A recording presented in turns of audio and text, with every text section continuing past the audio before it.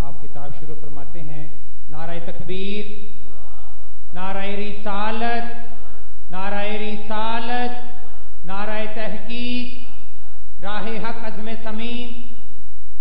راہ حق عزم صمیم،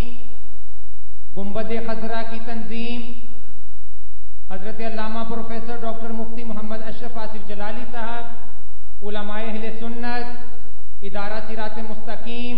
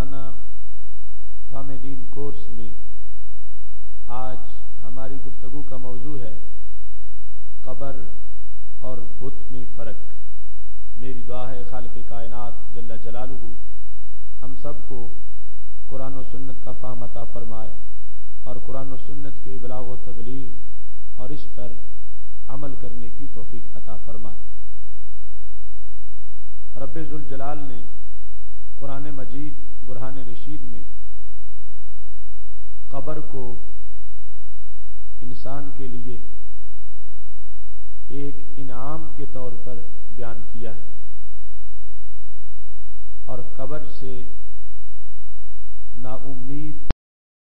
लोगों और असहाबे कुबूर से नाउम्मीद लोगों की रब्बे जुल जलाल ने मुजम्मत फरमाई। कुरान मजीद बुरहान रशीद में सूरह अबस के अंदर आयत नंबर 19, 20, 21 में खालिक़े कायनात जल्ल जलालहू ने इंसान पर जो उसके इनामात हैं उनका जिक्र करते हुए फरमाया, खालाका, अल्लाह ने इंसान को पैदा किया, फ़क़द्दर, और इसके बाद उसे मुख्तलिफ अंदाजों पर रखा, सुम्म सबील यस्सरा, फिर अल्लाह ने इंसान के लिए रास्ते को आसान किया, सुम्म अमाता, फिर अल्लाह ने उसको मौत दी, फ़अक़बरा, और अल्लाह ने इंसान को कब्र में रखवाया। ये इंसान की पूरी जिंदगी का खुलासा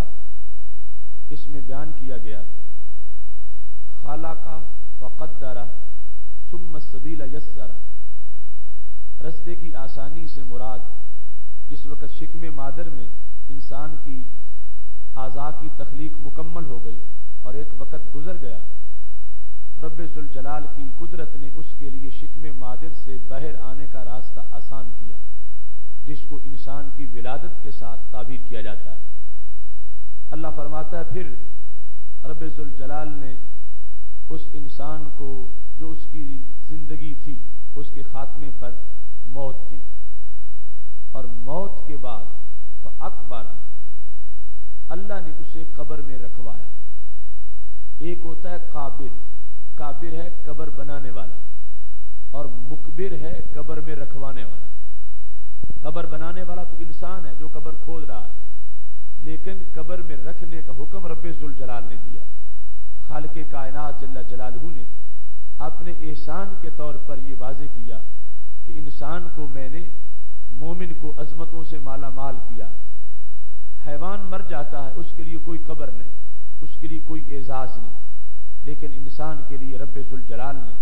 ये एजाज रखा है कि इसके बदन को महफूज करके खालिक़े कायनात जल्ल जलालहू ने इस सफर में भी और इख्तिताम के लिहाज से भी इंसान में और हैवानों में जो फर्क है वो वाज़े किया कि इसका बदन महफूज रहे, इसके बदन को जानवर ना नोचें और इसका बदन इज्जत व तकरीम के साथ अपना सफर आखिरत मुकम्मल करे। कुरान मजीद बुरहान रशीद में सूरह मुमतहिना के अंदर रब्बे जुल जलाल का फरमान है, आयत नंबर 13 है। अल्लाह ताला इरशाद फरमाता है, या अय्युहल्लज़ीना आमनू ला ततवल्लौ कौमन ग़ज़िबल्लाहु अलैहिम, ऐ ईमान वालो तुम उन लोगों से दोस्ती ना करो कि जिन पर रब ने गजब किया, यानी वो यहूद, उनसे दोस्ती करने से रब्बे जुल जलाल ने मना फरमाया। क़द याइसू मिनल आखिरा, ये लोग आखिरत से नाउम्मीद हैं, इनसे दोस्ती ना करो, ये आखिरत से नाउम्मीद हैं। कैसे? कमा याइसल कुफ्फार मिन अस्हाबिल कुबूर, जिस तरह कुफ्फार कब्रों वालों से नाउम्मीद हो गए हैं, ऐसे ही ये लोग भी आखिरत से नाउम्मीद हो चुके हैं। तो खालिक़े कायनात जल्ल जलालहू ने कुबूर से नाउम्मीद लोगों की मुजम्मत की और रब्बे जुल जलाल ने अपने इनाम के तौर पर इंसान के लिए कब्र का तज़किरा फरमाया। कब्र और इंसान का आपस में बड़ा गहरा ताल्लुक होता है, यहां तक कि सैयद आलम नूर मुजस्सम शफी मुअज़्ज़म सल्लल्लाहु अलैहि वसल्लम से सैयदना अबू हुरैरा रज़ियल्लाहु ताला अन्हु रिवायत करते हैं कि हमारे महबूब अलैहिस्सलातु वस्सलाम ने इरशाद फरमाया है, मा मिन मौलूद इल्ला वक़द ज़ुर्रा अलैहि मिन तुराबि हुफ़रतिही, कि जब इंसान की तख्लीक होती है, दूसरे मकाम पर तफसील से मौजूद है, इंसान शिकमे मादर के अंदर जब पहले पानी की शक्ल में है, फिर खून की शक्ल में है, फिर बोटी की शक्ल में है, इस तरह 40-40 दिन इंसान पे गुजरते हैं। जब 3-40 में मुकम्मल हो जाते हैं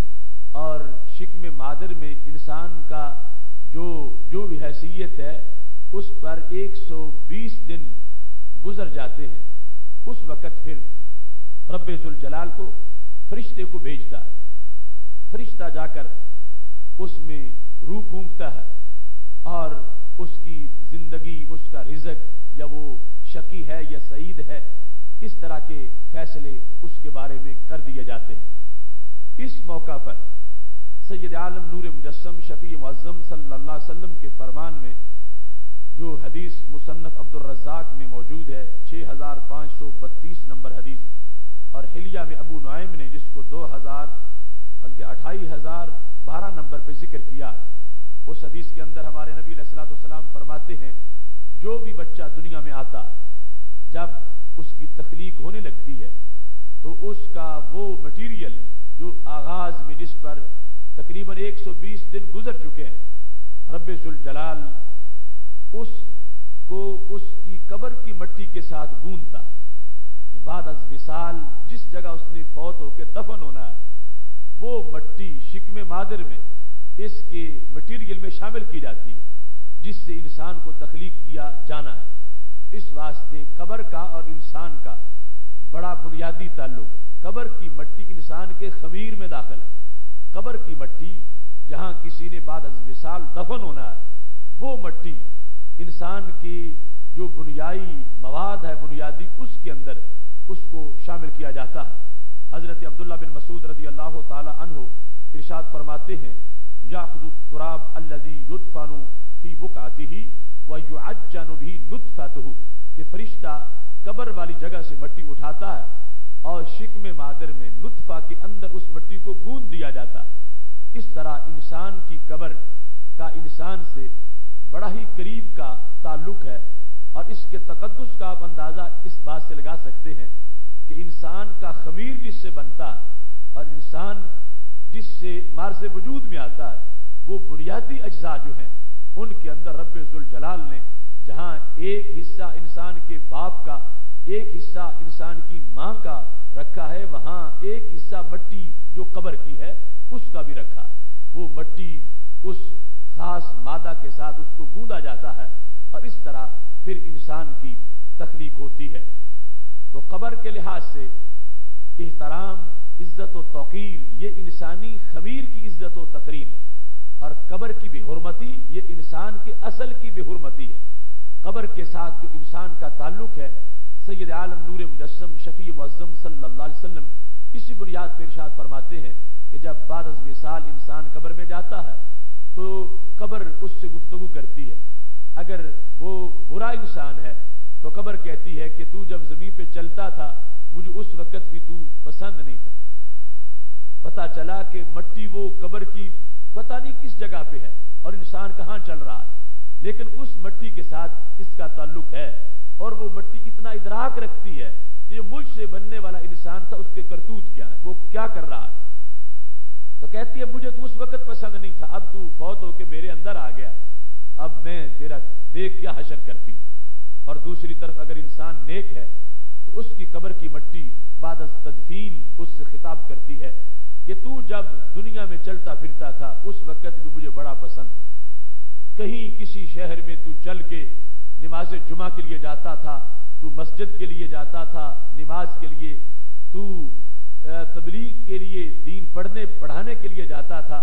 اس وقت بھی میں تجھ سے پیار کرتی تھی اور تو مجھ سے بڑا دور تھا، آج تو میرے قریب آ گیا ہے، اب تیرے لیے میں اللہ کی رحمتوں کے بڑے سامان کرتی ہوں۔ تو اس بنیاد پر قبر میں پورا ایک ریکارڈ موجود ہے قبر کی مٹی کا، جو اس سے بننے والی چیز کے ساتھ اس کا تعلق ہے، اس میں محبت بھی ہو سکتی ہے، قبر میں انسان سے نفرت بھی ہو سکتی ہے، اور اس محبت اور نفرت کا معیار دنیاوی معیار نہیں، وہ معیار ہے جو معیار رب ذوالجلال کے نزدیک ہے، اس کے مطابق قبر پیار کرتی ہے۔ اگر انسان رب ذوالجلال کا مطیع ہے، فرما بردار ہے، تو پھر قبر پیار کرتی ہے، اگر انسان اللہ کا باغی ہے تو پھر قبر اس انسان سے نفرت کرتی ہے اور اپنے بغض کا اظہار کرتی ہے۔ اسی بنیاد پر کہ انسان کے خمیر کے ساتھ قبر کی مٹی کا تعلق ہے، کچھ مفسرین نے فلا اقسم بمواقع النجوم اس کی تفسیر کرتے ہوئے کہا کہ رب ذوالجلال نے جو قسم اٹھائی ہے ستاروں کے غروب ہونے کی جگہ کی، تو اس سے مراد یہ جو ظاہری چمکنے والے ستارے ہیں یہ نہیں، اس سے مراد وہ مقدس نفوس ہیں، انسان ہیں، جہاں وہ بعد از وصال دفن ہوتے ہیں۔ رب ذوالجلال نے اس جگہ کو ستاروں کے غروب ہونے کی جگہ قرار دیا ہے کہ جہاں ستارے جا کے ڈوب جاتے ہیں، ستارے زمین کے اندر مستور ہو جاتے ہیں، چھپ جاتے ہیں۔ قرآن مجید برہان رشید کے اندر اس طرح اس کو مواقع نجوم کے ساتھ تعبیر کیا گیا۔ یہی وجہ ہے کہ اقبال جس وقت حضرت مجدد الفسانی کی دہلیز پہ سرہند شریف میں پہنچے تو کہنے لگے اس خاک کے ذروں سے ہیں شرمندہ ستارے، جس خاک میں پوشیدہ ہے وہ صاحب اسرار، حاصل ہوا میں شیخ مجدد کی لحد پر، وہ خاک جو زیر فلک ہے مطلع انوار، ہے مٹی مگر اقبال کہنے لگے ستاروں سے زیادہ روشن ہے، اس واسطے کہ اس میں اللہ کے عظیم ولی کو قرار ملا ہے، یہ ان کی آخری آرام گاہ ہے، اس واسطے اس مٹی میں اور عام مٹی میں فرق ہے۔ اس مٹی کے سامنے ستارے بھی شرمندہ ہیں کہ ان کی روشنی اس کے سامنے مان پڑ گئی ہے، اور اس مٹی کی روشنی ان ستاروں سے زیادہ ہے۔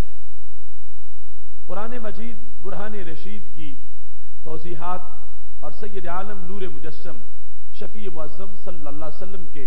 فرمان مقدس کی تشریحات کی روشنی میں ہم نے یہ دیکھنا ہے کہ قبر میں اور بت میں فرق کیا ہے۔ قبر کی اس واسطے میں نے شروع سے جو حقیقت ہے اس کو بیان کرنا شروع کیا تاکہ آج ایک گمراہ طبقہ جو قبر کو بتوں کے مساوی قرار دے رہا ہے اور پھر قبروں کو انہوں نے باعث نفرت بنا دیا، وہ مقدس شخصیات کی قبریں حجاز مقدس میں انہوں نے ان کو نشان نفرت بنایا ہوا ہے، جوتے پہن کے اوپر چلتے ہیں، کوڑا کٹکر وہاں پہ ڈال دیتے ہیں اور اپنی زبانوں سے بھی ان کی توہین کرتے ہیں، جبکہ شریعت مطہرہ میں قبر انسانی تقدس کے انداز میں اتنا بڑا مقام رکھتی ہے کہ اس کی مٹی انسان کے خمیر میں شامل ہے، اور جس وقت انسان کی روح نکلتی ہے اور اس نے قبر کی طرف جانا ہوتا ہے، اس کی جو حیثیات ہیں وہ بھی سید عالم نور مجسم شفیع معظم صلی اللہ علیہ وسلم نے بیان کی ہیں۔ اس سلسلہ میں صحیح بخاری شریف میں یہ حدیث شریف موجود ہے، سید عالم نور مجسم شفیع معظم صلی اللہ علیہ وسلم ارشاد فرماتے ہیں، حدیث نمبر 1316 ہے، ہمارے آقا صلی اللہ علیہ وسلم کا یہ فرمان بھی غیب کی خبروں پر مشتمل ہے، اگر سرکار نہ بتاتے تو کبھی ہمیں پتہ نہ چلتا، اور کوئی ذرائع ہمارے پاس قیامت تک کی ٹیکنالوجی سے ایسے نہیں کہ جس سے ہم معلوم کر سکیں کہ جب روح نکل گئی اب ہمارے سامنے جو چارپائی پہ لیٹا ہوا ہے اس کی احوال کیا ہے۔ ہم سمجھتے ہیں معاملہ ختم ہو گیا، ہم سمجھتے ہیں اس نے جو بولنا تھا بول لیا، جو سننا تھا سن لیا، اب یہ خاموش ہو گیا ہے اور اس کے بعد سارا سلسلہ ختم ہو گیا ہے۔ لیکن ہمارے نبی علیہ السلام نے واضح کیا کہ وہ اگرچہ چارپائی پہ لیٹا ہوا تمہیں آنکھوں سے نظر آ رہا ہے مگر برزخ کا پردہ پھر بھی تمہاری آنکھوں پہ پڑ چکا ہے، اس کے احوال تم محسوس نہیں کر رہے کہ وہ بولتا ہے اور کیا کہتا ہے، کیونکہ برزخ کا پردہ درمیان میں آ گیا، وہ قبر میں دفن ہونے سے شروع نہیں ہوگا، ابھی سے شروع ہو گیا، اور جب قبر میں تدفین ہو جائے گی پھر مزید مٹی کا پردہ بھی آ جائے گا، مگر عالم برزخ کا پردہ ابھی سے شروع ہو چکا ہے۔ کس انداز میں سید عالم نور مجسم شفیع معظم صلی اللہ علیہ وسلم سے حضرت ابو سعید خدری رضی اللہ تعالیٰ عنہ روایت کرتے ہیں، اذا وضعت الجنازہ فاحتملها الرجال علی اعناقهم، جس وقت میت کو چارپائی پہ لٹا دیا جاتا، یعنی اس کو غسل دیا، کفن پہنایا اور چارپائی پہ اس کو لٹا دیا اور لوگوں نے اس کی چارپائی کو اٹھا لیا، فَإِن كَانَتْ صَالِحَةً قَالَتْ قَدِّمُونِ، اگر وہ میت نیک ہے تو اس کی ایک گفتگو ہوتی ہے، اگر بری ہے تو پھر بھی ایک گفتگو ہوتی ہے۔ اگر وہ میت نیک ہو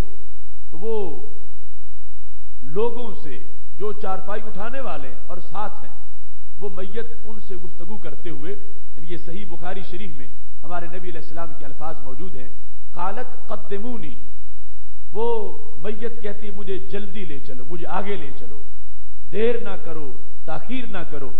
مجھے لے چلو، کیونکہ اسے آگے جنت کی نعمتوں تک پہنچنا ہے، اسے آگے مقدس نفوس کی زیارت تک جانا ہے، اس کو شوق ہے کہ مجھے دیر نہ کریں، مجھے جلدی دفن کر دیں، یہ اس کی گفتگو ہے۔ اور اگر وہ برا انسان ہے تو وہ قالت لأہلہا، وہ میت اٹھانے والوں کو کہتی ہے یا ویلہا این یذہبون بہا، کہاں وہ لے کے مجھے جا رہے ہیں؟ اسے نظر آتا ہے کہ میرے لیے آگے عذاب ہے، وحشت ہے۔ اب اس میت کی بھی گفتگو ہے۔ ہمارے آقا صلی اللہ علیہ وسلم نے اس اگلے جملے کے اندر ایک سوال کا جواب دے دیا۔ سوال ہو رہا تھا اگر وہ بولتی ہے تو اٹھانے والوں کو آواز کیوں نہیں آتی؟ آواز پھر آنی چاہیے، یعنی صحابہ کرام علیہم رضوان جو فوت شدگان ہیں ان کو لے کے چلتے ہیں، آواز نہیں آتی۔ تو آج یہ سمپل مضمون آتا تو شاید کوئی پوچھتا اور ہمارے پاس جواب نہ ہوتا۔ ہمارے نبی علیہ الصلوۃ والسلام نے اسی وقت اس کا جواب دے دیا، فرمایا یسمع صوتہا کل شیء الا الانسان، وہ آواز ہر چیز سنتی ہے، ہر چیز سنتی ہے، الا الانسان، انسان نہیں سنتا۔ تو پتہ چلا انسان کے لحاظ سے برزخ بن گئی۔ برزخ کا معنی ہوتا ہے پردہ۔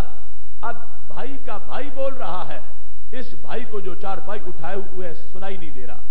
باپ کا بیٹا بول رہا ہے لیکن باپ کو وہ سنائی نہیں دے رہا، اور یہ غیب ہے، اور اس کو جاننا ہی تو علم غیب ہوتا ہے۔ میرے محبوب علیہ الصلوۃ والسلام نے وہ جانا جو ہم نہیں جانتے، وہ سنا جو ہم نہیں سنتے، وہ دیکھا جو ہم نہیں دیکھ سکتے، وہ بھی آپ کے ادراک میں موجود ہے۔ فرما ہر چیز اس میت کی آواز کو سنتی ہے لیکن انسان نہیں سنتا۔ اس میں بھی حکمت ہے۔ کیا حکمت ہے؟ فرما لو سامع الانسان لصائقا، اگر انسان سن لے تو اس کے ہوش برقرار نہ رہ سکے، یہ بے ہوش ہو جائے، ہو سکتا ہے اس کی موت واقع ہو جائے۔ وہ اس طرح کی آواز ہوتی ہے۔ اس بنیاد پر رب ذوالجلال نے درمیان میں برزخ بنا دیا کہ ہر چیز سن رہی ہے، یہ اللہ کی قدرت ہے اور اس کی قدرت کا کمال ہے۔ اب دیکھو میں بول رہا ہوں، آپ سارے برابر سن رہے ہیں، یہ میرے بس میں نہیں کہ میں تم میں سے جو 4-5 ہیں ان کو اپنی آواز نہ سننے دوں، باقی کو سنا لوں۔ سب کو برابر سنائی دے گی یا سب کو نہیں سنائی دے گی؟ یہ نہیں ہو سکتا کہ میں کچھ کو سنواؤں اور کچھ کو اس انداز میں اب بیٹھے ہوئے نہ سنوا سکوں۔ لیکن یہ رب ذوالجلال کی قابل قدرتیں ہیں کہ اس کا قدرت کا کرشمہ ہے کہ آواز ہر چیز سن رہی ہے، جانور بھی سن رہے ہیں، مگر اس نے وہ آواز انسان کو نہیں سننے دی، انسان سے اس آواز کو جدا کر کے رکھا۔ اور اس میں بھی حکمت تھی کہ اس آواز کو برداشت کرنے کے لیے حیوان تو برداشت کر سکے گا، چونکہ اس کے ایسے حواس نہیں جیسے انسان کے ہیں۔ گدھا سن کے برداشت کر جائے گا مگر انسان سن کے برداشت نہیں کر سکے گا۔ اس کی انسانی حیثیت اور زیادہ حساس ہونے کی بنیاد پر اور نرم و نازک ہونے کی بنیاد پر یہ پھر نہیں سن کے برقرار نہیں رہ سکے گی زندگی، اس کی بھی موت واقع ہو جائے گی۔ تو اس بنیاد پر اس سے اس آواز کو روکا گیا۔ لیکن یہاں سے پتا چلا کہ انسان کی بدن سے روح نکل گئی، ابھی دفن بھی نہیں ہوا، چارپائی پہ لیٹا ہوا ہے، اس وقت بھی اس کی ایک آواز موجود ہے اور وہ آواز سننے والے سنتے ہیں۔ اور رب ذوالجلال نے انسان کے لحاظ اس آواز پر پردہ ڈال دیا ہے اور اس کو اس کی برزخی حیثیت سے متعلق کر دیا ہے۔ اب اس وقت ایک انسان اس کی نماز جنازہ ہو جاتی ہے اور پھر وہ جگہ آ رہی ہے کہ جس کو قبر سے تعبیر کیا جائے۔ انسان کے لیے یہ سارے کا سارا جو سفر ہے اس میں عزتیں ہیں۔ اگر اس کا پیکر روح کے نکل جانے کے بعد بت کی حیثیت کا ہوتا، اس کے اٹھانے میں کوئی ثواب نہ ہوتا، اسے غسل دینے میں کوئی اجر نہ ہوتا،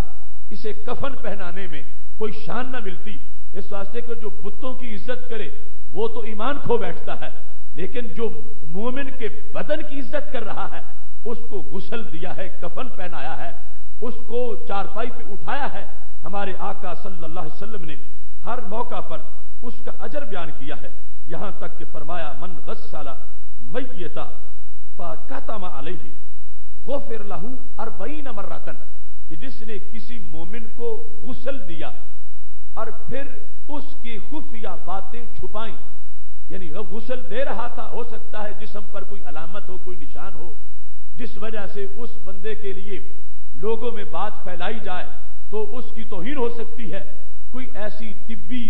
وجہ ہے، کوئی صورتحال ہے، اس نے غسل دیا ہے مگر اس کا راز فاش نہیں کیا، جیسا بدن تھا اس نے اپنے تک بات رکھی ہے۔ میرے نبی علیہ السلام فرماتے ہیں رب ذوالجلال اس انسان کو 40 مرتبہ بخشش عطا فرمائے گا، یعنی جس نے ایک پیکرے خاکی کو جس سے روح نکل گئی ہے اس کو غسل دیا ہے، اس غسل دینے والے کو 40 مرتبہ رب ذوالجلال بخشے گا۔ اب دیکھو اللہ کی ایک بخشش بڑی ہے لیکن 40 مرتبہ بخشش، اس سے پتہ چلتا ہے کہ پیکرے خاکی مومن کا اس کی عزت کتنی ہے، اس کا ادب کتنا ہے۔ اللہ نے اس واسطے یہ رکھا ہے کہ میرے محبوب دنیا کو بتائیں اور لوگوں کو پتا چلے کہ جو فوت ہو جائے اس سے نفرت نہیں کرنی، اس سے بھاگ نہیں جانا، بلکہ اس کو غسل دیں گے تو گناہ غسل دینے والے کے جھڑ جائیں گے۔ اور اس میں یہ بھی بات بھی آ گئی کہ کچھ لوگ غسل کے معاملے میں چند خاص لوگ جو یہ کام کرتے ہیں ان کا انتظار کرتے ہیں، بیٹا باپ کو غسل نہیں دیتا، بھائی بھائی کو غسل نہیں دیتا، اور سمجھتے ہیں کہ شاید کوئی یہ معیوب معاملہ ہے، تو شریعت مطہرہ میں بتایا گیا یہ معیوب معاملہ نہیں، یہ تو عظمت کا معاملہ ہے۔ غسل دینے والے کو کتنی عظمت ملے گی کہ رب ذوالجلال اس کو 40 مرتبہ بخشش عطا فرما دے گا۔ پھر جو اس کو کفن پہناتا ہے، ومن کفن میتا کساہ اللہ من سندس و استبرق، کہ جو میت کو غسل دینے کے بعد پھر کفن پہناتا ہے، رب ذوالجلال قیامت کے دن اس کو جنتی سندس کا لباس عطا فرمائے گا۔ اس نے کفن دیا ایک انسان کو جو کہ فوت ہو چکا ہے، اور جب چارپائی پہ اس کو لٹایا گیا پھر اٹھایا گیا،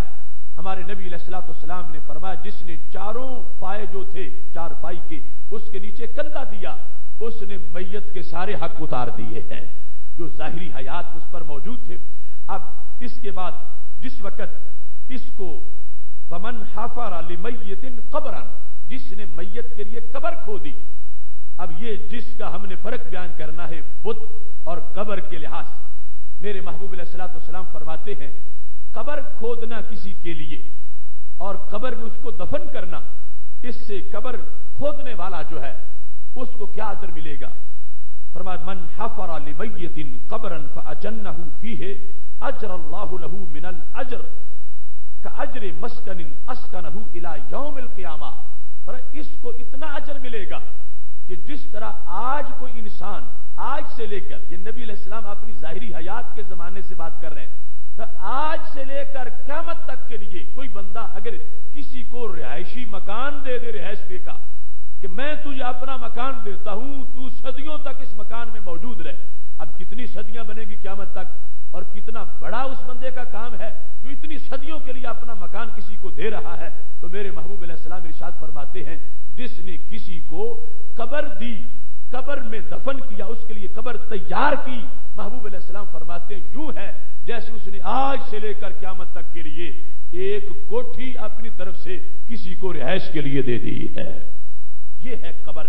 اس کا معاملہ، اس میں جانے والے کی عزت، اس کا ادب، اس کا احترام۔ اگر یوں ہوتا کہ روح نکلتے ہی انسان بت بن گیا ہے اور اس کی حیثیت بتوں جیسی ہو گئی ہے اور اس سے بتوں جیسی نفرت کرنی چاہیے، تو ہرگز اتنے مرتبے بیان نہ کیے جاتے، ہرگز اتنے طریقے ادب کے بیان نہیں کیے جاتے۔ جب کوئی تیز چلا ہے تو شریعت نے کہا ہے کہ اس کو دھچکے نہیں لگنے چاہیے، آرام سے آہستہ آہستہ چلو۔ اور یہاں تک کہ سید عالم نور مجسم شفیع معظم صلی اللہ علیہ وسلم سے حضرت ثوبان رضی اللہ تعالی عنہ روایت کرتے ہیں، مشکات میں حدیث شریف موجود ہے، کہتے ہیں خرجنا مع النبی صلی اللہ علیہ وسلم فی جنازۃ،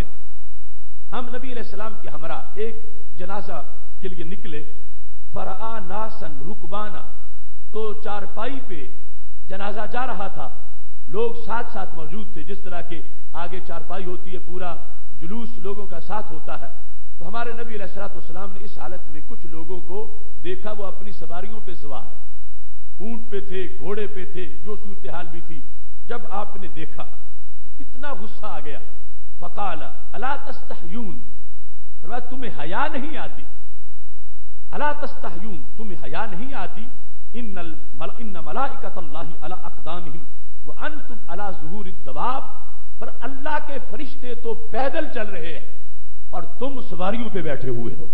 جب فرشتے اس میت کے ادب کے لیے کہ اس کا جنازہ جا رہا ہے مومن کا، فرشتے قدموں پہ چل رہے ہیں، فرشتے قدموں پہ اور تم سواریوں پہ بیٹھے ہو، تمہیں حیا آنی چاہیے کہ تم اس کے ادب کے لیے نیچے چلتے۔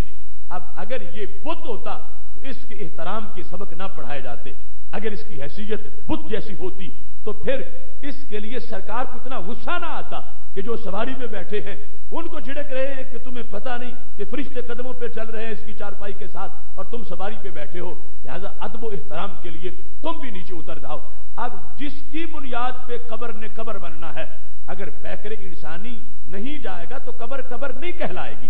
وہ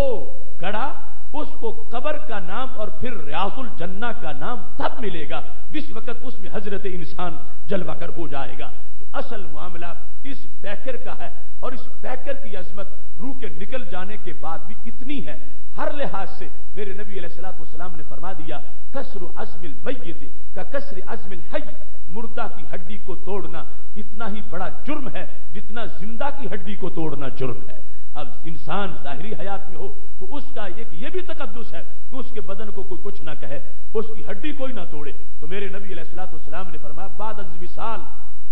چونکہ میت کو تکلیف ہوتی ہے اگر اس کی بھی حرمتی کی جائے تو اس کی ہڈی کو توڑنا شریعت مطہرہ میں اتنا بڑا جرم ہے جتنا کہ زندہ انسان کی ہڈی کو توڑنا جرم ہے۔ اس بنیاد پر یہ ہے وہ حقوق جو امریکہ، اسرائیل اور برطانیہ نے جن کی خوشبو بھی نہیں سونگی، اور آج سے صدیوں پہلے ہمارے نبی علیہ الصلوۃ والسلام نے ایک فوت شدہ انسان کے بھی مکمل حقوق کا بیان فرمایا ہے، اور عظمت انسان واضح کی ہے کہ اگر انسان کو عظمت مل سکتی ہے تو اس کو کلیسا کی فضا یا واشنگٹن کے ماحول سے نہیں مل سکتی، اگر ملتی ہے تو گنبد خضرا کی ہریالی سے ملتی ہے۔ اب یہاں پر سید عالم نور مجسم شفیع معظم صلی اللہ علیہ وسلم نے جو انسانی پیکر جس سے روح نکلی اس کا ادب احترام بیان کیا اور بدھ سے اس کی حیثیت کو جدا کیا۔ یہی پیکر انسانی اس جگہ رکھا گیا جہاں ہاتھ باندھ کے سینکڑوں ہزاروں لوگ کھڑے ہو گئے اس کی نماز ادا کرنے کے لیے، اس کا جنازہ پڑھنے کے لیے۔ اگر یہ بت ہوتا تو بت کی طرف نماز کی نیت کے علاوہ بھی ہاتھ باندھ کے کھڑا ہونا حرام ناجائز ہے، لیکن اس کے لیے سب نے ہاتھ باندھے، با جماعت اس کے سامنے سارے کھڑے ہو گئے۔ یہ اس کا ادب اور احترام تھا، اور اس کے لیے رب سے دعاؤں کے لیے انتظام تھا کہ سب نے با جماعت اس کو سامنے رکھ کے، حالانکہ رب ذوالجلال نے کتنے سخت احکام دیے ہیں، شرک کا جہاں شائبہ ہو ان باتوں کو بھی مٹایا ہے، لیکن اللہ تعالیٰ نے حکم دیا ہے کہ سامنے رکھ کے جنازہ پڑھنا۔ یہ نہ ہو کہ چارپائی سائڈ پہ ہو اور تم کہو چونکہ شرک ہو جائے گا لہذا ہم نماز علیحدہ پڑھ لیتے ہیں، چارپائی سائڈ پہ رکھ لیتے ہیں یا چارپائی پچھلی طرف رکھ لیتے ہیں تاکہ کہیں شرک نہ بن جائے۔ تو خالق کائنات جل جلالہ نے جو عظمت انسان اور بت اور مومن جو فوت ہو چکا ہے اس میں بھی جو فرق ہے اس کو واضح کرتے ہوئے فرمایا یہاں کسی طرح کا کوئی وام نہیں پڑے گا، میری ذات جو ہے اس کی توحید برقرار رہے گی۔ یہ اس کا ادب احترام ہے، حالت ایمان میں دنیا سے جا رہا ہے، لہذا تم اس کو سامنے رکھ کے دعائیں مانگو۔ یہ ادب ہوگا، احترام ہوگا، اس واسطے کہ بتوں کا معاملہ اور ہے اور بندوں کا معاملہ اور ہے۔ اب جس وقت تدفین ہو گئی اور قبر کو قبر کہا گیا تو سید عالم نور مجسم شفیع معظم صلی اللہ علیہ وسلم نے اب اس مکان کی مزید عظمتیں واضح فرما دی، جس طرح کہ آپ نے کل کے پروگرام میں سنا کہ سید عالم نور مجسم شفیع معظم صلی اللہ علیہ وسلم نے مومن کی قبر کے لیے روضۃ من ریاض الجنہ کا لفظ بولا، جنت کے باغوں میں سے باغ۔ اب یہ جگہ جو پہلے عام تھی پھر باغ کیسے بنی؟ جب کوئی باغ والا یہاں پہ پہنچ گیا ہے، کتنا ہی وہ ہریالی والا علاقہ کیوں نہ ہو، کتنا ہی سرسبز و شاداب علاقہ کیوں نہ ہو، اس کو ریاض الجنہ نہیں کہا جائے گا۔ کب کہا جائے گا؟ جب اس میں کسی نیک کی قبر بن جائے گی۔ تو اب وہ ریاض الجنہ بن گیا، جہاں بت ہوتے ہیں وہاں نحوستیں ہوتی ہیں، بتوں کی جگہ گندگی کا مرکز ہے۔ فاجتنبوا الرجس من الاوثان، اللہ نے کہا بچو گندگی سے، یعنی بتوں سے۔ ان کو غلاظت کہا، ان کو نجاست کہا، ان کو گندگی کہا، لیکن بندہ مومن بعد از وصال بھی جہاں لیٹا ہے اللہ نے اس کو جنت کی کیاری کہہ دیا. یعنی سید عالم نور مجسم شفیع معظم صلی اللہ علیہ وسلم نے اس کی یہ حیثیت بیان کر دی. اب آپ ان نصوص قطعیہ سے یہ اندازہ لگائیں کہ کیسی سوچ ہے اس طبقے کی کہ جنہوں نے قبر پر ایسے الفاظ بولنے شروع کر دیے اور نفرتوں اور ہر قسم کی ایسی صداؤں کو قبروں کی طرف منسوب کرنا شروع کر دیا اور قبروں سے دور رکھنے کے لیے فتوے جڑے گئے اور گھڑے گئے. دیکھیں جس کو جنت کی کیاری کہا گیا ہے اور جس مقام کو جنت کے باغوں میں سے باغ کہا گیا ہے وہاں تو پھر جنتی جا کے بیٹھ سکتا ہے, وہاں جنتی کو ہی خوشبو آ سکتی ہے, وہاں جنتی آسائش محسوس کر سکتا ہے. اور جس کو ایسا دماغ نہیں ملا اس کو وہاں سے خوشبو نہیں آئے گی. اس بنیاد پر وہ جگہ جس کو شریعت نے قبر کہا, جس کو اللہ نے اپنی طرف سے قرآن میں ایک انعام قرار دیا, وہ جگہ جس نے تیار کی تو اللہ کی طرف سے نبی علیہ السلام نے بیان کر دیا کہ اس نے اتنا بڑا صدقہ کیا ہے گویا کہ قیامت تک کے لیے یہ رہائش دے رہا ہے کسی انسان کو. اور پھر ساتھ اس مٹی کا یہ ادب بیان کیا گیا کہ جہاں کوئی دفن ہو گیا ہے یہی وہ جگہ ہے جو اس کی خمیر میں شامل تھی. اس مقام کا یہ ادب ہے, یہ احترام ہے. اب یہاں پر سید عالم نور مجسم شفیع معظم صلی اللہ علیہ وسلم نے مزید اس چیز کو بیان کرتے ہوئے ارشاد فرمایا. یہ مشکات شریف میں حدیث شریف موجود ہے اور اس میں بلکہ تفصیلات کے ساتھ یہ پورا حکم مستدرک للحاکم جلد نمبر 4 صفحہ نمبر 771 پر موجود ہے, جس میں باب ہے باب النہی عن الجلوس علی القبر, قبر پر بیٹھنے سے منع کا باب. اب بت جو ہے اس کو تو قدموں تلے رون دینا چاہیے, بت کی توہین کرنی چاہیے. بت کا کوئی ادب کر رہا تو اسے بھی روکنا لازم ہے کہ ادب مت کرو, یہ بت ہے. لیکن قبر کا معاملہ کتنا جدا ہے بت کے ساتھ. بت کے مقابلے میں میرے محبوب علیہ الصلوۃ والسلام کا فرمان ہے. حضرت عمارہ بن حزم رضی اللہ تعالیٰ عنہ کہتے ہیں رآنی رسول اللہ صلی اللہ علیہ وسلم جالسا علی قبر, مجھے دیکھا نبی علیہ السلام نے کہ میں ایک قبر پر بیٹھا ہوا تھا. مجھے خبر نہیں تھی کہ قبر کا مرتبہ کیا ہوتا ہے, قبر کی عزت کیا ہوتی ہے. میں قبر پر انجانے میں بیٹھا ہوا تھا تو نبی علیہ الصلوۃ والسلام نے مجھے دیکھا تو فرمایا انزل من القبر, قبر سے نیچے اتر جاؤ, قبر پہ مت بیٹھو. کیوں؟ لا تؤذی صاحب القبر, تم سمجھتے ہو کہ تم بے جان چیز پہ بیٹھے ہو, اندر جو لیٹا ہے اس کو تکلیف ہو رہی ہے. اب بت بے جان ہے, بت کو ادراک نہیں, بت کو پتہ نہیں, لیکن قبر میں جو ہے اس کو ادراک ہے, اس کو خبر ہے. وہ جو حدیث صحیح مسلم میں نے آپ کے سامنے پہلے بیان کیا, عمر بن عاص نے جو کہا تھا اپنے بچوں کو, اپنے بھائیوں کو کہ جب تم نے دفن کرنا ہے تو مٹی مجھ پر آہستہ ڈالنی ہے. اب آہستہ ڈالنے کا مطلب یہی تھا کہ اگر زور سے ڈالو گے مجھے تکلیف ہوگی. اور اپنی طرف سے نہیں, انہی احادیث سے انہوں نے اخذ کیا کہ نبی علیہ الصلوۃ والسلام نے ایک جو قبر پہ انسان بیٹھا ہے اس کو روکا کہ تم اترو قبر سے. اور اس میں وجہ کیا ہے, کیوں اترو؟ قبر کا ادب ہے, قبر کا احترام ہے. اب بت پر جو بیٹھا ہے اس کو اٹھایا نہیں گیا. وہ اچھا ہے توہین کرے بت کی, مگر قبر بت نہیں ہے. قبر پر بیٹھنے والا انسان عین قبر کے اوپر جو بیٹھ گیا سائیڈ پر تو ریاض الجنہ کے منظر میں بیٹھے گا. اب جو قبر کے اوپر بیٹھ گیا ہے, ہمارے نبی علیہ الصلوۃ والسلام نے فرمایا تم نیچے اترو. اور الفاظ بڑے عجیب تھے, لا تؤذی صاحب القبر, قبر والے کو تکلیف مت دو, ولا یؤذیک, تاکہ پھر وہ تجھے تکلیف نہ دے. تو پتہ چلا ایک یہ تکلیف دے گا, اگر اس نے دی تو پھر وہ بھی تکلیف دے گا. اور اس کے دو معنی ہو سکتے ہیں, یا تو یہ کہ اس جرم کی بنیاد پر جو تم اب کر رہے ہو محشر میں پھر تمہیں خمیازہ بھگتنا پڑے گا. یہ قبر والا اللہ کے دربار میں کھڑا ہو جائے گا کہ اے اللہ یہ میری قبر پہ بیٹھا تھا, اس نے مجھے ستایا تھا, مجھے تنگ کیا تھا, لہذا مجھے بدلہ لے کر اس کو دے, اس سے بدلہ مجھے لے کر دیا جائے. یا یہ ہے کہ وہ صاحب کرامت ہے, ہو سکتا ہے تمہیں پھڑکا کے رکھ دے اور پھر کہتے رہو کہ مجھے تکلیف ہو گئی ہے, مجھے نقصان ہو گیا ہے, तुम उसे तकलीफ ना दो ताकि फिर वो तुझे तकलीफ ना दे। तो यहां पर सैयद आलम नूर मुजस्सम शफी मुअज्जम सल्लल्लाहु अलैहि वसल्लम ने कब्र का जो मामला है उसको बुतों से जुदा करके, बुत किसी को तकलीफ नहीं दे सकता, बुत किसी को नुकसान नहीं दे सकता, मगर कब्र वाला दे सकता है। जो सरकार ने वाज़ेह तौर पर अल्फाज इस्तेमाल किए हैं और इसको मुस्तदरक में सहीहुल इस्नाद कहा गया है। दूसरे मकाम पर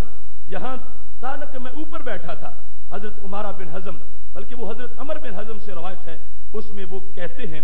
जिसको मुस्नद इमाम अहमद में भी रिवायत किया गया है, मिशकात किताबुल जनाइज बाब दफनिल मय्यत में हदीस नंबर 1720 है।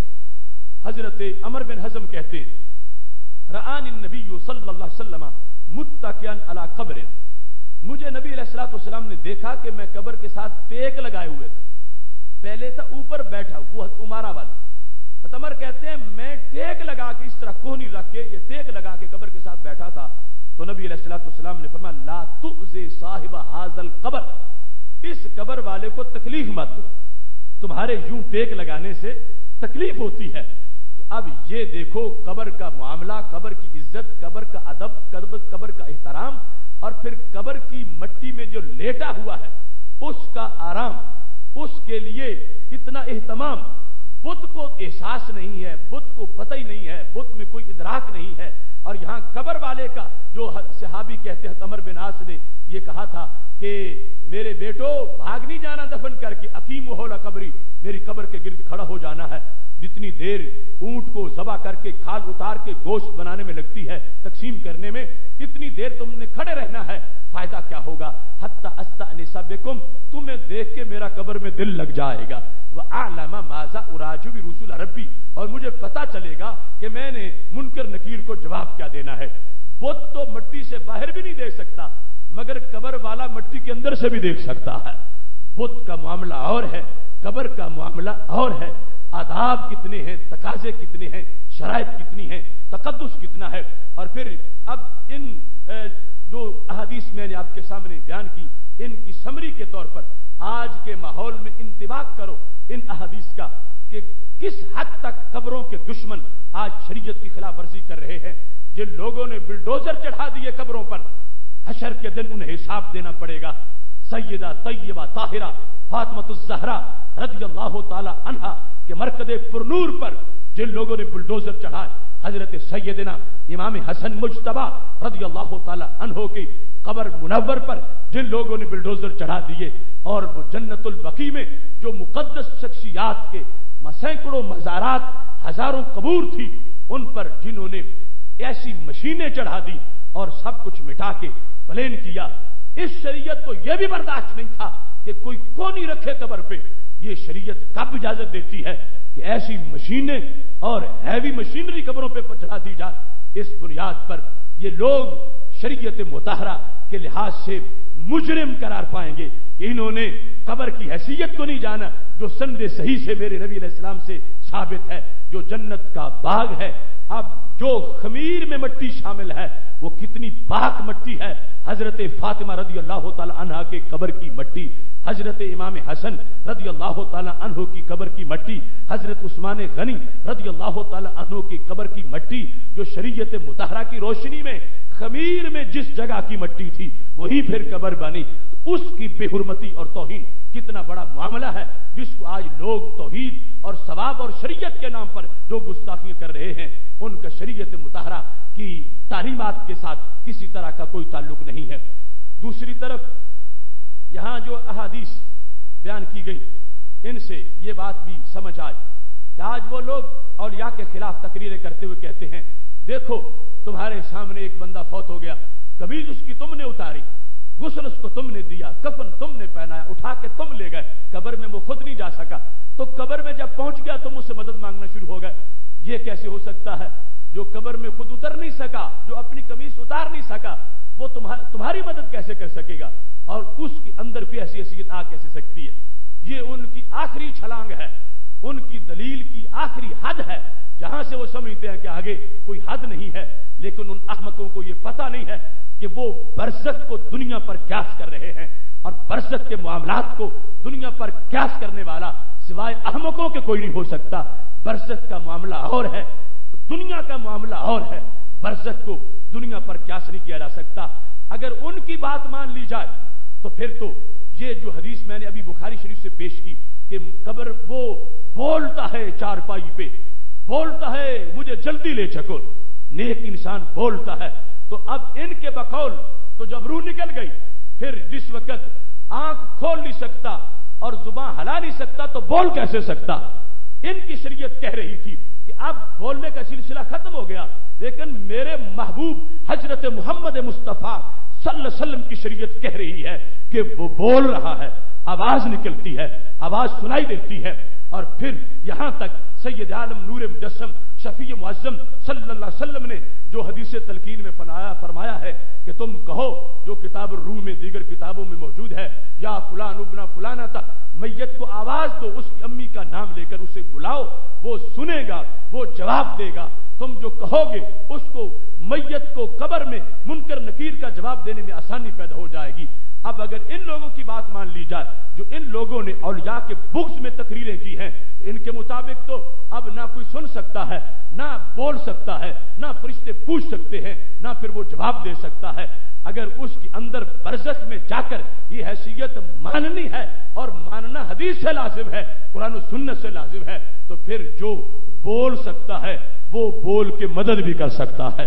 جو وہاں کے امور کے مطابق اٹھ کے بیٹھ جاتا ہے، جس میں بعد از وصال قبر میں بیٹھنے کی طاقت آ رہی ہے، ابھی تمہارے سامنے چارپائی پہ لیٹا ہوا تھا، وہی بیٹھ گیا ہے، تو پتہ چلا برزخ کے معاملے اور ہیں اور دنیا کے معاملے اور ہیں۔ ان میں دنیا میں جو تمہاری آنکھوں پر پردہ آ گیا، تم کہتے ہو اپنی قمیص نہیں اتار سکا، قمیص ہم نے پھاڑ کے اتاری، غسل ہم نے دیا، تو یہ تو شریعت نے ڈیوٹی اس جہان والوں کو شرف کے طور پر دی تھی، ورنہ سب کچھ خود ہی ہو سکتا تھا۔ اور وہاں جو حقیقت ہے وہ شریعت نے واضح کر دی کہ روح اگرچہ نکل گئی مگر روح کا بدن کے ساتھ تعلق ہوتا ہے، جس کی وجہ سے سوال بھی ہوتا ہے، وہ سمجھتا بھی ہے۔ اگر پوری روح نہ ہو تو پھر تو امتحان ہی بوگس ہو جائے کہ پوچھا جا رہا ہے، اور جس سے پوچھنا ہے اس میں کچھ زندگی ہے، حافظہ ٹھیک ہی نہیں، تو وہ تو قیامت کے دن عذر پیش کر سکے گا کہ اے اللہ اگر میرے حواس ٹھیک ہوتے میں جواب صحیح دیتا، کیونکہ حواس ہی ٹھیک نہیں تھے اس واسطے میں نے جواب غلط دیے، تو اللہ کسی کا عذر نہیں رہنے دے گا۔ اس واسطے قبر میں صرف حواس ٹھیک ہی نہیں ہوتے، پہلے سے کہیں زیادہ تیز ہو جاتے ہیں، جو بخاری شریف میں ہے انہ لیسمع قرع نعالہم، اور تو اور رہا قبر والا باہر والوں کے قدموں کی آہٹ بھی سن رہا ہوتا ہے۔ یہاں یہ بات بھی بڑی قابل غور ہے کہ ان لوگوں کی ساری تقریریں جو بھی یہاں کے اور وہاں کے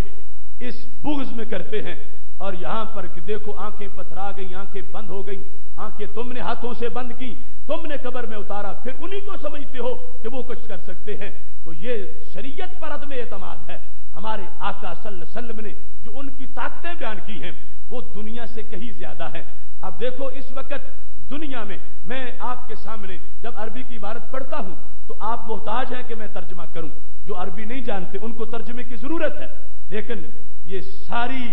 حدیث کا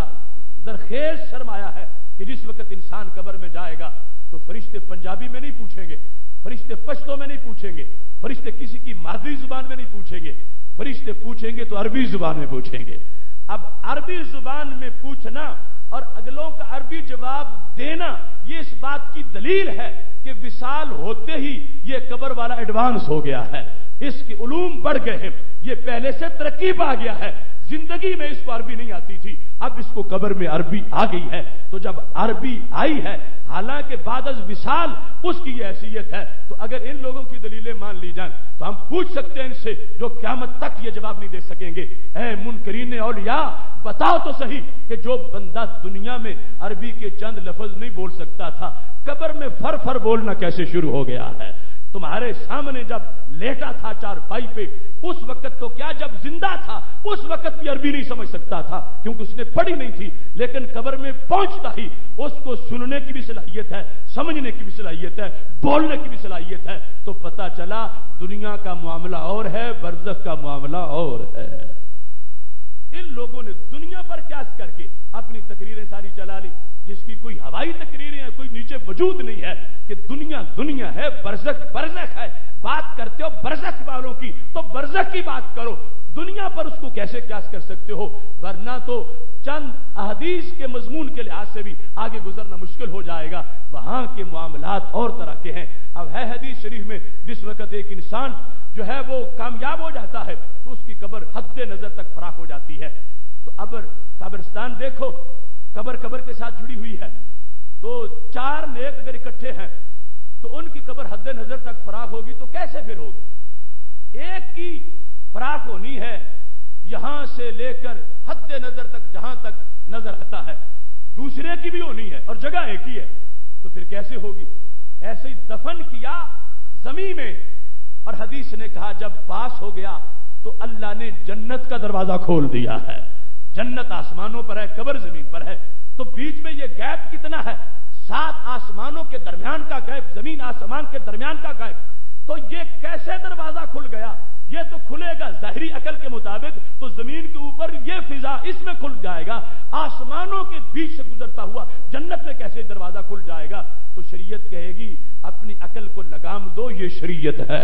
इसका मामला शरीयत के तहत हल करना पड़ेगा, और ये बरज़ख का मामला है, इसको दुनिया पर क्यास नहीं किया जा सकता। लिहाजा जिन लोगों ने अपना सारा जोर इस दलील पे लगाया हुआ था, हमने उस दलील के परखचे उड़ा दिए हैं। क़यामत तक इसका कोई जवाब इंशाअल्लाह नहीं दे सकेगा कि वो सारी तकरीरें जो तुम करते हो कि वली लेटा हुआ है, जान निकल गई है, खुद गुस्ल नहीं कर सका, कब्र में नहीं उतर सका, तो तुम्हें क्या दे सकेगा? मैंने कहा ये सारे उमूर जो तुम बता रहे हो ये दुनिया की बातें हैं, वली बरज़ख में पहुंच चुका है और हम उसकी बरज़खी हयात को मानने वाले हैं, और बरज़ख में उसकी पावर है। इतनी पावर दुनिया में नहीं थी जितनी पावर अल्लाह ने बरज़ख में अता कर दी है। उसकी सारी जहतों को समझना दूर का मामला है। सिर्फ जुबान दानी के लिहाज से देख लो, इल्म के लिहाज से देख लो, दुनिया में उसकी वो हैसियत नहीं थी। जब रूह बदन में मौजूद थी जाहिरी तौर पर, उस वक्त भी नहीं थी, और जब फौत हो चुका है अचानक इतना उरूज मिल गया है, अचानक इतने हवास तेज हो गए हैं, उसको पर्दे से बहर नजर आना शुरू हो गया है, उसको बहर की आवाज अंदर सुनाई देती है, और उसको ताकत अल्लाह ने यह दे दी है कि उसकी उलूम में इजाफा हो गया है, जिसकी बुनियाद पर उसको रब्बे जुल जलाल ने बरसत के अंदर ये फजाइल और कमालात अता फरमा दिए हैं। यहां बतौर खास जो कब्र और बुत के मामला में बहस है, मदद के लिहाज से उसकी भी थोड़ी सी वजाहत करना चाहता। और ये जितनी अहादीस मैंने आपके सामने बयान की, इनका खुलासा आपने समझ लिया, और तत्वीक के लिहाज से आज का वो माहौल, आज के माहौल के वो कब्रें उखाड़ने वाले बिज्जू जो हैं, और आज के माहौल की वो मखलूक कि जिनको सारी दुश्मनी कब्रों के साथ है, और जिनको शरीयत के निफाज का शौक भी कब्रों पर है, उनको अपने 40-40 मंजिला महल्लात खिलाफे शरा नजर नहीं आते, मगर कब्रों के ऊपर थोड़ी सी बिना भी उनको खिलाफे शरा नजर आती है, और उसको मिटाना लाजिम समझते हैं। इनका अंदाज बिल्कुल शरीयत के मुतजाद। कब्रें मिटाई थी, शराख्त भी मिटाई। अगर जन्नतुल बकी में किसी से पूछ लो जो वहां पर वो खड़े हैं मुतव्वे साधु कि ये किसकी कब्र है, तो वो कहेंगे ये जानना जरूरी, बस मुतलकन तुम फातिहा पढ़ दो। ये ना जानो, ये नहीं जानना चाहिए कि ये किसकी कब्र है। हर निशान मिटाया, जबकि मेरे नबी अलैहिस्सलाम का फरमान तो वाज़ेह तौर पर मौजूद है। सैयद आलम नूर मुजस्सम शफी मुअज़्ज़म सल्लल्लाहु अलैहि वसल्लम का ये फरमान अबू दाऊद शरीफ में मौजूद है। हजरत मुत्तलिब बिन अबी बदा कहते हैं जब हजरत उस्मान बिन मज़ऊन रज़ियल्लाहु ताला अन्हु फौत हुए, जो पहले मुहाजिर थे जिनका मदीना शरीफ में विसाल हुआ, जब उनका विसाल हो गया तो नबी अलैहिस्सलाम ने जब दफन करने का हुक्म दिया तो पाक महबूब अलैहिस्सलाम ने एक शख्स को कहा जाओ वो फलां पत्थर उठा के ले आओ। तो वो जाने वाला गया मगर पत्थर उठा नहीं सका, पत्थर बहुत भारी था। तो रसूल अल्लाह सल्लल्लाहु अलैहि वसल्लम खुद तशरीफ ले गए। हा सारा अनज़िरा आई है, अपनी कोहनियों से कलाइयों से कपड़ा पीछे हटाया, यानी ये जो आज हम उठाते हैं उस वक़्त का, यानी नबी अलैहिस्सलाम की आदत मुबारक भी कि वजनी पत्थर उठाने लगे हैं, काम करने लगे हैं, तो दोनों कलाइयों से कपड़ा पीछे हटाया, और कपड़ा हटाने के बाद मेरे महबूब अलैहिस्सलाम ने वो पत्थर उठा लिया है। और पत्थर उठाया है तो रावी कहते हैं कि अन्नी अनजुरु इला بیاد درا، اے رسول اللہ صلی اللہ علیہ وسلم، مجھے آج بھی وہ گوری گوری کلائیاں نظر آ رہی ہیں کہ جب سرکار نے وہ پتھر اٹھایا ہوا تھا اور پتھر اٹھا کے اپنے صحابی کی قبر کے سرہانے اس کو گاڑنا چاہتے ہیں۔ اب جس وقت پتھر لے آئے تو پھر وعدہ عند رأسہ، اس قبر کے سرہانے وہ پتھر رکھا اور ساتھ ارشاد بھی فرمایا، اعلموا بہا قبر اخی، میں نے اس پتھر سے اپنے صحابی کی قبر پر نشانی لگا دی ہے۔ اعلموا بہا قبر اخی، نشانی میں نے لگائی ہے کہ یہ شناخت رہے لوگوں کو حضرت عثمان بن مظعون کی قبر ہے، میں نے نشانی لگائی ہے۔ اور ساتھ کا ادفن الیہ من مات من اہلی، جو میرے اہل سے فوت ہوگا میں ان کے قریب ان کی قبر بناؤں گا، میں نے یہاں پر نشانی لگا دی ہے۔ اور یہاں پر سید عالم نور مجسم شفیع معظم صلی اللہ علیہ وسلم کی شریعت نے یہ واضح کیا کہ پتہ ہونا چاہیے کہ یہاں کون دفن ہے۔ پتھر کا رکھنا سارے محدثین نے لکھا کہ اس میں فلسفہ یہ تھا کہ یہ قبر پہچانی جائے کہ قبر کس کی ہے، قبر کو ممتاز کرنا، قبر والے سے واقف ہونا کہ یہ فلاں کی قبر ہے، یہ شریعت کا مزاج ہے کہ پتہ ہونا چاہیے کہ قبر میں کون دفن ہے۔ آج کی جعلی شریعت ان لوگوں کی گھڑی ہوئی، اس میں یہ کہ پتہ نہیں ہونا چاہیے، ساری نشانیاں مٹا دیں، پتہ نہیں ہونا چاہیے کہ دفن کون ہے۔ ان کو شرک کا خطرہ ہے کہ اگر پتہ ہوگا کہ فلاں دفن ہے تو پھر دینے والا تصور کرے گا کہ فلاں لیٹا ہوا ہے اور ان کے لحاظ سے وہ شرک بن جائے گا۔ اس واسطے وہ نام بتانا بھی گوارا نہیں کرتے اور کہہ دیتے ہیں کوئی پتہ نہیں کہ کون دفن ہے، اور یہ مت جانو تم، جبکہ سرکار نے نشانی لگائی ہے۔ اور حدیث کا یہ تقاضا ہے، مثلا میرے محبوب علیہ السلام کا فرمان الحیات بعد الموت میں جز اول میں موجود ہے، صفحہ 182 پر، من زار قبر ابویہ او احدہما کل یوم جمعہ غفر لہ وکتب بارا، جس بندے نے اپنے والدین یا ان میں سے ایک کی قبر کی ہر جمعے زیارت کی، اللہ اس کے گناہوں کو معاف فرما دے گا۔ اب اگر اسے پتہ ہی نہ ہو کہ میرا والد دفن کہاں، اس کو پتہ ہی نہ ہو کہ میری والدہ دفن کہاں، اگر یہ نجدی شریعت مان لی جائے تو پھر کوئی کس جگہ جا کے اپنے والد کی قبر پہ حاضری دے گا، کس جگہ جا کے اپنی والدہ کی قبر پہ حاضری دے گا؟ اور پھر ان کے نزدیک جب قبر بت کی طرح ہے تو پھر بت کی زیارت سے تو بندہ گناہگار ہوتا ہے اور وہ زیارت ہوتی ہی نہیں، تو وہاں جانا ناجائز ہوتا ہے اور یہاں پر جانا مفید کتنا ہے۔ میرے محبوب علیہ الصلوۃ والسلام فرماتے ہیں اس کو دو فائدے ہوں گے، غفر اللہ، گناہ جھڑ جائیں گے، وکتبہ بارا، اگر زندگی میں اس بچے سے والدین کی کوئی نافرمانی ہو گئی تھی، یہ اپنی زندگی میں ہر جمعے اپنے والدین کی قبر کی زیارت کرے، قیامت کے دن اللہ اسے فرما برداروں میں شمار فرما دے گا۔ تو قبر پہ جانا، زیارت کرنا، یہ سارے تقاضے وہ ہیں جو ہماری اصطلاح میں ہے، جو ان کا طریقہ ہے، اور قبروں سے دشمنی ہے اور قبروں کو مورتیوں کے ساتھ ملایا ہوا ہے اور قبر اور بت کو برابر کھڑا کر دیا ہے، اس کا اس شریعت میں کوئی جواز نہیں ہے۔ باقی جہاں تک خرافات ہیں وہ تو ہم خود روکنے والے ہیں کہ قبر قبر ہے، قبر کعبہ نہیں ہے، قبر قبر ہے، اس کو سجدہ روا نہیں، اس کا طواف جائز نہیں، لیکن اس کے تبرک والی حیثیت تو برقرار،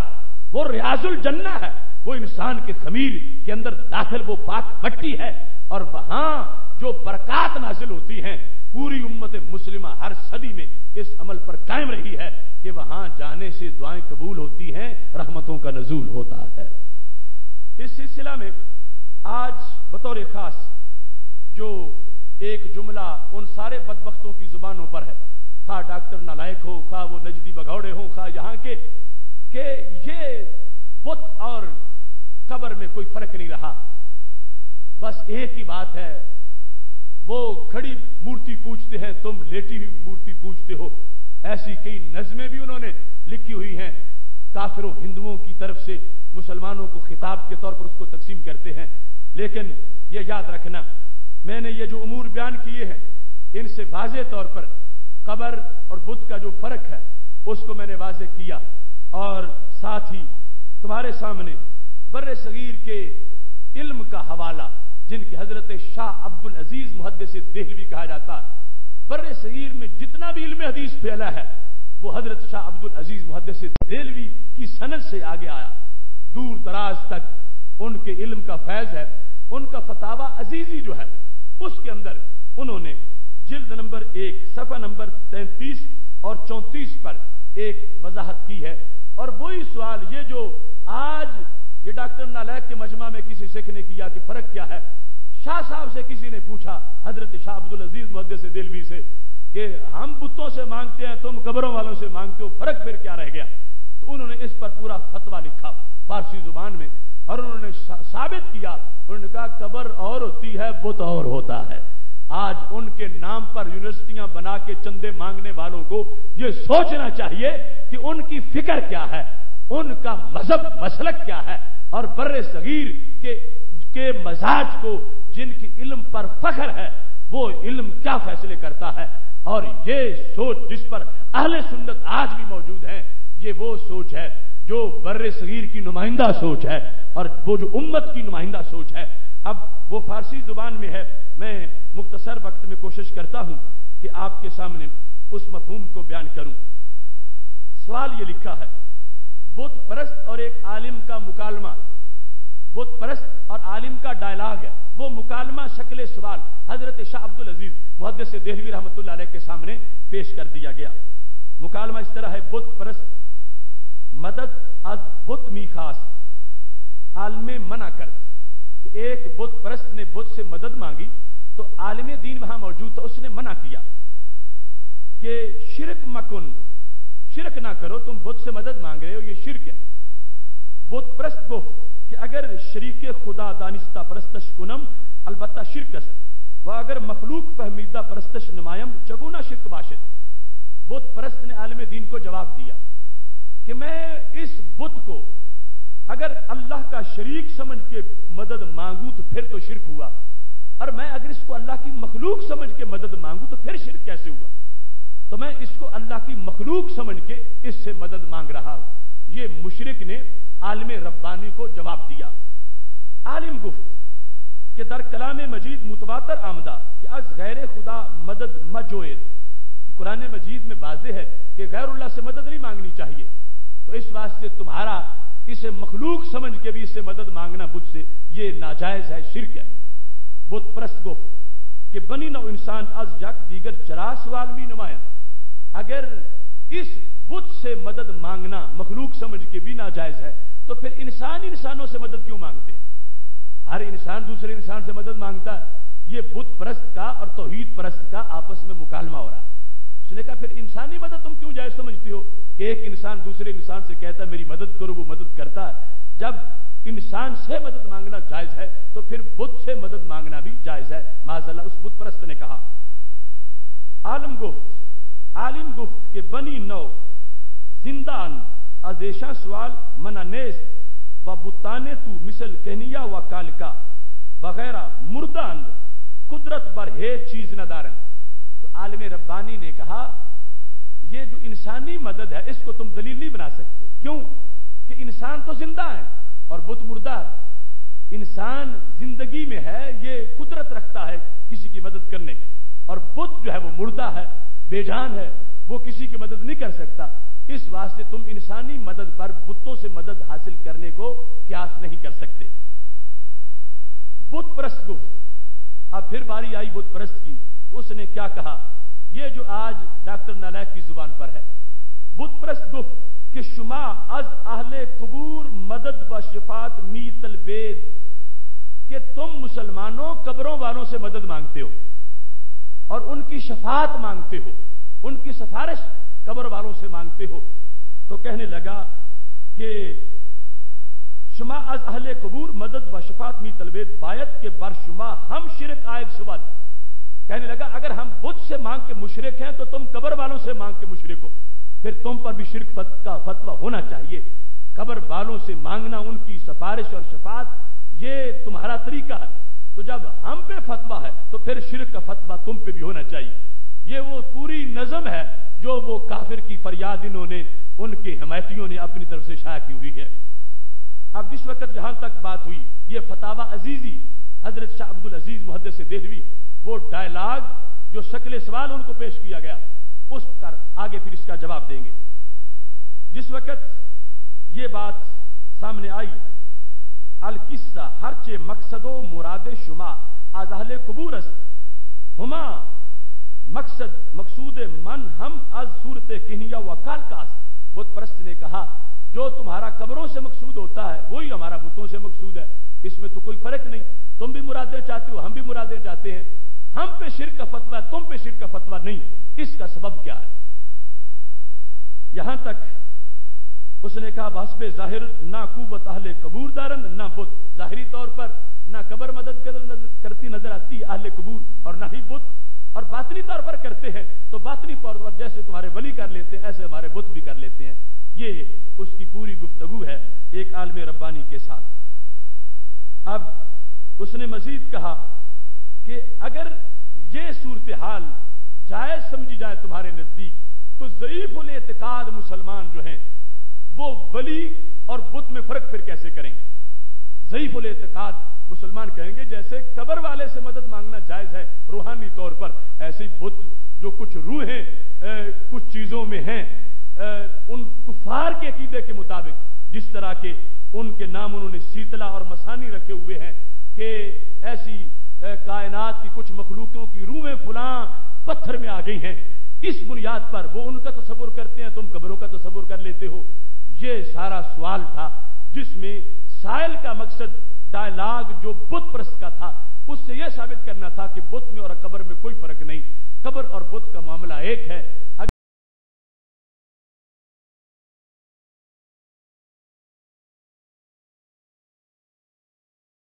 شرک نہیں ہے اسلام ہے تو پھر بت پرستی پر بھی شرک کا فتویٰ نہیں ہونا چاہیے. یہ اس پورے سوال کا خلاصہ ہے. جواب درین سوال چند جا اشتباہ واقع شدہ آن چند جارا خبردار باید شد آنگا با فضل الہی جواب سوال بخوبی واضح خواہد شد. حضرت شاہ عبد الحدیث محدث دہلوی کے سامنے جب یہ سوال پیش کیا گیا تو آپ نے فرمایا اس کی چند باتیں بڑی قابل غور ہیں. اس وضاحت کے بعد جواب بڑی آسانی سے سمجھ آ جائے گا کہ قبر اور ہے بت اور ہے. قبر والوں سے مدد مانگنا جائز ہے, بتوں سے مانگنا شرک ہے. یہ جواب کا خلاصہ ہے جو حضرت شاہ عبد العزیز محدث دہلوی نے فتاوی عزیزی جلد نمبر 1 صفحہ نمبر 33 اور 34 پہ جو جواب دیا, اور یہی آج ہمارے موضوع کا خلاصہ ہے کہ بت اور قبر میں فرق کیا ہے. کیونکہ پوری کمپنی جو آج شاہ عبد العزیز کا بھی نام لیتی ہے اور پھر ان کے مسلک کا بھی خون کرنا چاہتی ہے اور اسے صرف ہمارا معاذ اللہ گھڑا ہوا عقیدہ قرار دیتے ہیں, جبکہ یہ قرآن و سنت اور پوری امت کا پڑھا ہوا عقیدہ ہے. اب حضرت شاہ عبد العزیز محدث دہلوی نے چند باتیں جو نوٹ کی کہ کہاں سے گڑبڑ کی جا رہی ہے, ان میں سے انہوں نے کہا اول آنکھیں مدد خاصتن چیزیں دیگر است و پرستش چیزیں دیگر است. انہوں نے کہا مدد اور ہے عبادت اور ہے. ہم نے پیچھے کورس میں فرق بیان کیا تھا ایاک نعبد و ایاک نستعین, کہ لوگ کہتے ہیں جیسے غیر اللہ کی عبادت شرک ہے ایسے غیر اللہ سے مدد بھی شرک ہے, جبکہ قرآن کا فیصلہ ہے عبادت اور ہے مدد اور ہے. عبادت مجازن بھی کسی کی نہیں ہو سکتی, مدد مجازن مانگی جا سکتی ہے. اس واسطے حضرت شاہ عبد العزیز محدث دہلوی رحمۃ اللہ علیہ نے کہا کہ پہلے تو یہ فرق نوٹ کرنا چاہیے, تب پتا چلے گا کہ قبر والوں کا اور بتوں کا فرق کیا ہے. انہوں نے کہا کہ پرستش اور چیز ہے اور استعانت مدد چاہنا کسی سے اور چیز ہے. یہ دونوں جدا جدا چیزیں ہیں. اور یہاں پر انہوں نے اس کی وضاحت کرتے ہوئے یہ کہا کہ اگر کوئی کسی قبر کا طواف کرے, کسی قبر کو سجدہ کرے, اس کی شریعت اجازت نہیں دیتی, لیکن اگر قبر والوں سے مدد مانگے تو اس کی اجازت دیتی, اور وہ مدد مشروط طریقے سے جو مانگنے کا انداز. ساتھ انہوں نے یہ کہا دوم آنکھ کے مدد خاصتن دو طورس, کہ مدد مانگنے کے دو طریقے. مدد کسی سے مانگنا اس کے دو طریقے ہیں. ایک طریقہ کیا ہے کہ تقرب در سازت یا ذبح جانور بنا میں او کند یا خود را بندہ فلانی بگوید بہر کی از مسلمانان جاہل باہل قبور این چیز ہا عمل عارض فی الفور کافر می گردد, کہ جو کسی قبر کی عبادت کرتے ہوئے کسی قبر والے کو اللہ کے علاوہ مستقل سمجھ کر کہ رب کی مرضی کے بغیر یہ سب کچھ کر لیں گے، پھر ان کی عبادت کا تصور کر کے ایسا کرتا ہے، یہ مدد مانگنا کسی قبر والے سے یہ ناجائز، وہ ایسا مانگنے والا اس کا ایمان درست نہیں رہے گا، وہ کافر ہو جائے گا۔ اور ساتھ انہوں نے کہا دوم آنکھیں بالاستقلال چیز خصوصیت بجناب الہی دارت، کہ بندے کا یقین ہے کہ رب کے حکم کے بغیر کوئی پتہ نہیں ہلا سکتا، مستقل بذات صرف اللہ ہے، اللہ کے بندے رب کے اذن کے بغیر کچھ بھی نہیں کر سکتے۔ اور ساتھ یہ ہے کہ وہ کیسے کام ہے، ایک تو یہ ہے کہ کام وہ ہو جو اللہ کی ذات کے ساتھ خاص ہے، دوسرا یہ کہ عقیدہ یہ ہو کہ یہ اللہ کے بغیر بھی ولی کر لے گا، تو پھر اس طرح کی مدد جو ہے مستقل سمجھ کر مانگنا اللہ کے کسی بندے سے یہ ناجائز ہوگی۔ وہ کام کیا ہے؟ مثال کے طور پر انہوں نے لکھا بیٹا دینا، بارش برسانا، یا عمر کو لمبا کرنا، یا اس طرح کی چیزیں جو رب سے سوال کیے جاتے ہیں، ان میں کسی بندے کو مستقل سمجھ کے کہ رب کے حکم کے بغیر یا اپنی طرف سے میری عمر بڑھا دے گا، اپنی طرف سے مجھے بیٹا دے دے گا، اور رب کے اذن اور آرڈر کے بغیر یہ سب کچھ کر لے گا، مستقل ہے، اور یہ شریعت مطہرہ میں ایسی مدد کا مانگنا کسی ولی سے جائز نہیں ہے۔ اور انہوں نے ساتھ وضاحت کر دی کہ یہ مردہ تو کیا زندہ سے بھی جائز نہیں ہے، اس میں کوئی خصوصیت نہیں۔ اگر کوئی کسی زندہ کو یہ کہے کہ تو مجھے بیٹا دے اور سمجھے کہ اللہ کے علاوہ بھی دیتا ہے، تو اتنا ہی شرک ہوگا جتنا بعد از وصال کسی فوت شدہ کے بارے میں کہہ رہا ہے۔ تو یہاں پر حضرت شیخ عبد العزیز محدث دہلوی رحمۃ اللہ علیہ نے کہا این نو حرام مطلق بلکہ کفر است، و اگر از مسلمانان، اب یہ جو عقیدہ ہمارا ہے جس سے وہ فرق واضح کریں گے کہ مشرک اور ہیں اور توحید پرست اور ہیں، اگر از مسلمانان کسے از اولیاء مذہب خود خواہ زندہ باشد یا مردہ این نو مدد خواہد از دائرہ مسلمانان خارج میشود،